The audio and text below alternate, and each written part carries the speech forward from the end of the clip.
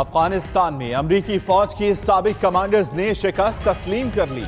साबिक brigadier general don Bolton कहते हैं तालिबान की शराइत पर मुआहिदा करना हथियार डालने के मुतरादिफ है। मेजर जनरल जेफ स्लॉथबर बोले खराब हिकमत अमली की वजह से सैकड़ों फौजी मारे गए। उधर अमरीका ने मुज़ाकरात में दबाव बढ़ाने के लिए तालिबान पर हमलों में इजाफा कर दिया। भारत और चीन में सरहदी मामलात पर फिर कशीदगी। चीन का भारतीय वज़ीर आज़म के सरहदी इलाके के दौरे पर सख्त तहफ़्फ़ुज़ात का इजहार। खबरदार किया कि भारत कोई ऐसा कदम ना उठाए जिससे तनाज़ात को फ़रोग़ मिले।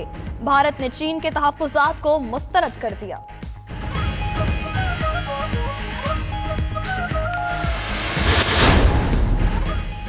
फ्रांस में पीली जैकेट्स तहरीक का मुसलसल 13वें हफ्ते एहतजाज। पेरिस की सड़कें फिर मैदान जंग बन गई। झड़पों में कई मुजाहिरीन जख्मी। पुलिस ने दर्जनों अफराद को हिरासत में ले लिया।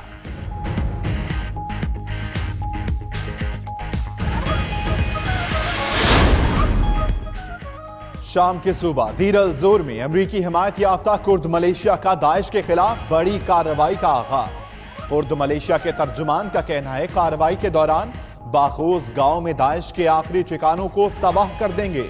मशरिकी सूबे दीर अल जोर को शाम में दाइश का आखिरी मजबूत गढ़ समझा जाता है। तुर्क सदर का इस्तांबुल के कार्ताल डिस्ट्रिक्ट में मुनहदिम रिहायशी बिल्डिंग का दौरा। कहते हैं ऐसे सानहे ज्यादा रकम कमाने के लिए गैर कानूनी इमारतों की तामीर की वजह से पेश आते हैं। इमारत गिरने से 17 अफराद जाँ बहक हो गए थे।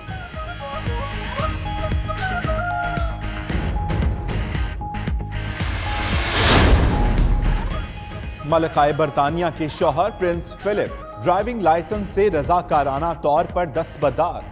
बकिंगम महल ने 97 साल प्रिंस फिलिप के फैसले के हवाले से शाही फरमान जारी किया। प्रिंस फिलिप ने गुज़श्ता माह कार हादसे के तनाजुर में फैसला किया।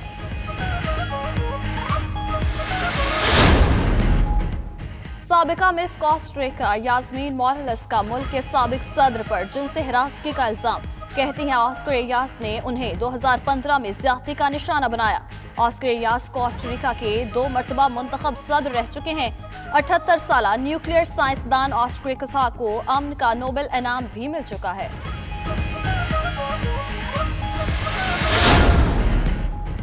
अमरीकी सेनेटर एलिजाबेथ वार्न ने 2020 के सदारती इंतखाबात के लिए बाज़ाब्ता मुहिम शुरू कर दी। रियासत मैसाचुसेट्स से ताल्लुक रखने वाली 69 साल सेनेटर एलिजाबेथ वार्न का ताल्लुक डेमोक्रेट से है। कहती हैं वो तमाम अमरीकियों की बका की जंग लड़ने जा रही हैं।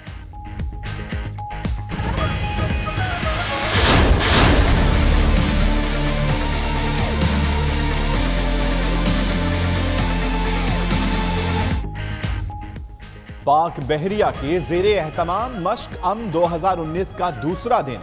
इंटरनेशनल बैंड डिस्प्ले और मैरीटाइम काउंटर टेररिज्म का शानदार मुजाहिरा। पाक बहरिया के कमांडोज ने पैरा जंपिंग और फ्री फॉल का भी मुजाहिरा किया। तकरीब में गवर्नर सिंध इमरान इस्माइल भी शरीक। मशकों में 46 ममालिक की बहरी अफवाज हिस्सा ले रही हैं। कोई हक नहीं है स्पीकर का कि मुझे पब्लिक अकाउंट से रोके। पता नहीं क्या प्रॉब्लम है उसको, मैं किसी से डिक्टेशन नहीं लूंगा। किसी से डिक्टेशन नहीं लूंगा, स्पीकर कौमी असम्बली कहते हैं उन्हें रूल्स के मुताबिक काम करना है। कमेटी में शेख रशीद के शमूलियत से कोई ताल्लुक नहीं। शेख रशीद की अपनी मर्जी और अपनी पार्टी है, वो जैसे चाहें बात कर सकते हैं।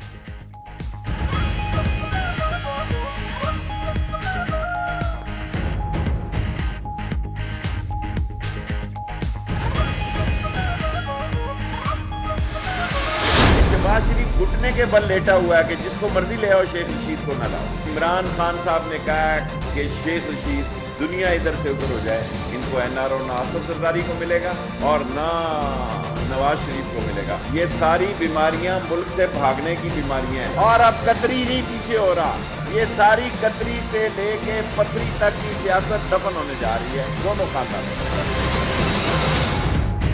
शहबाज शरीफ चेयरमैन पीएसी के ओहदे पर नामंजूर।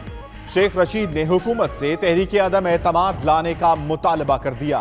नून लीग के सदर को चोरों का सरदार भी करार दे दिया। मजीद बोले, नवाज शरीफ और आसिफ जरदारी को एनआरओ नहीं मिलेगा। कतरी से पथरी तक की सियासत खत्म होगी। 30 मार्च तक झाड़ू फिर जाएगी। बड़े बड़े चोरों को कोई पकड़ता नहीं है। जो भी सोच रहा है कि ये हुकूमत किसी को एनआरओ देगी, वो ये समझे कि अगर हम देंगे हम इस मुल्क से गद्दारी करेंगे। हमने किसी को छोड़ना नहीं है जिसने इस मुल्क को आज इस मुल्क का दिवालिया निकाला है। हुकूमत ने शहबाज शरीफ को खुद चेयरमैन पीएसी बनाया। उन्होंने जब ओहदा संभाला और इख्तियार चलाया तो फिर एक आंख नहीं भाया।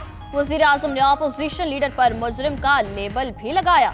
बोले, पहले कभी नहीं हुआ कि एक मुजरिम चेयरमैन पीएसी बन जाए।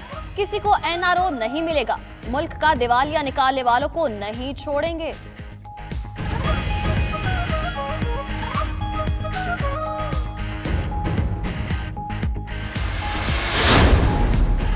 शहबाज शरीफ चेयरमैन पीएसी ना रहे तो ना चलेगी पार्लियामान और ना चलने देंगे कायमा कमेटियां। नून लीग ने धमकी दे दी। राना सनाह का कहना है शेख रशीद पीएसी में नहीं आ सकते। उन्होंने स्पीकर की तस्दीक करके पार्लियामेंट का इस्तेहकाक मजरू किया। हुकूमत नाकाम हो गई। साजिश करके पार्लियामान को भी फेल करना चाहती है। हम कोई बांग्लादेश नहीं बनने देंगे। हम तो लड़ते रहेंगे। हम अपने हकों के लिए, आपके हकों के लिए, आवाम के हकों के लिए हम चलते रहेंगे। पाकिस्तान जिसे पाकिस्तान कहते हैं वो इनने नहीं बनाया, वो हमारे बुजुर्गों ने बनाया। अब कोई बांग्लादेश नहीं बनने देंगे। आसिफ जरदारी कहते हैं पाकिस्तान उनके बुजुर्गों ने डायलॉग से बनाया। अवाम के हकूक की जंग करते रहेंगे। जंग पाकिस्तान के वसाइल के लिए है। इलेक्शन से कबल कहा था 4वीं तरमीम खत्म करने के लिए ड्रामा रचाया जा रहा है। मुराद अली शाह बोले, विफाक से हक छीन लेंगे। टंडो आदम में जलसे से खिताब।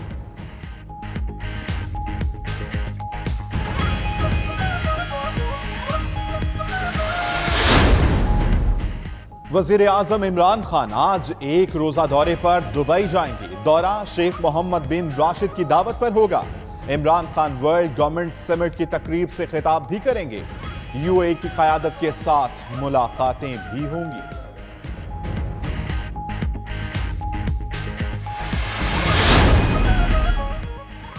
एफबीआर ने 1,13,000 पाकिस्तानियों की मनी लॉन्ड्रिंग का पता चलाने का दावा कर दिया। बैरून मुल्क पाकिस्तानियों के अकाउंट्स की सिर्फ तादाद मालूम की गई।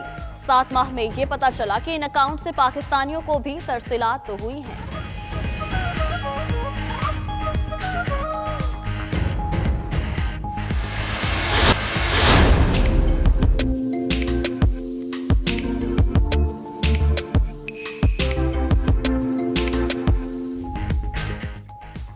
और मारूफ मुसव्विर और क़ताफ़ी सादिक़ीन को बिछड़े 32 बरस बीत गए। सादिक़ीन ने पूरी दुनिया में अपनी सलाहियतों का लोहा मनवाया।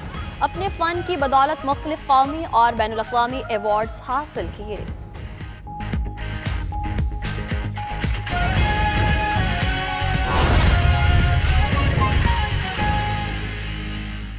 बिस्मिल्लाहिर्रहमानिर्रहीम। अस्सलामु अलैकुम। आप देख रहे हैं 92 न्यूज़ और मैं हूं अमान अली खान। दुनिया के सबसे बड़े 360 डिग्री वर्चुअल स्टूडियोज में खुशामदीद। 3 बजे के बुलेटिन में बात करेंगे एक तरफ मुज़ाकरात तो दूसरी जानिब हमलों में इजाफा।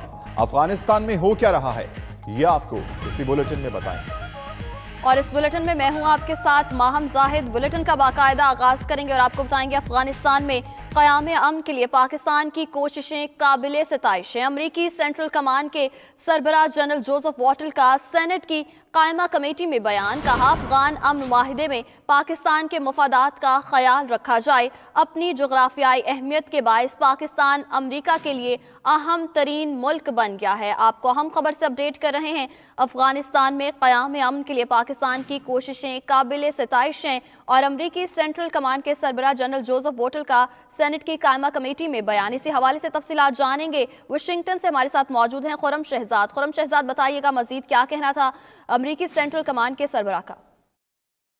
जी बिल्कुल, अमेरिका के जो सेंट्रल कमांड के सरबराह है जनरल जोसेफ वॉटल, उन्होंने जो मुसल्लह अफवाज की जो सेनेट की जो कमेटी है उसमें बयान देते हुए कहा कि अमेरिका के लिए पाकिस्तान की अहमियत सिर्फ और सिर्फ अफगान तनाज़ा की वजह से नहीं है, बल्कि इनके बकौल एक जोहरी मुल्क होने के नाते पाकिस्तान का महल वकूक एक ऐसी खिते में है जहाँ पे रूस, चीन, भारत और ईरान वाक़ है, और ये खिता जो अमरीकी मुफादात के लिए भी अहम है।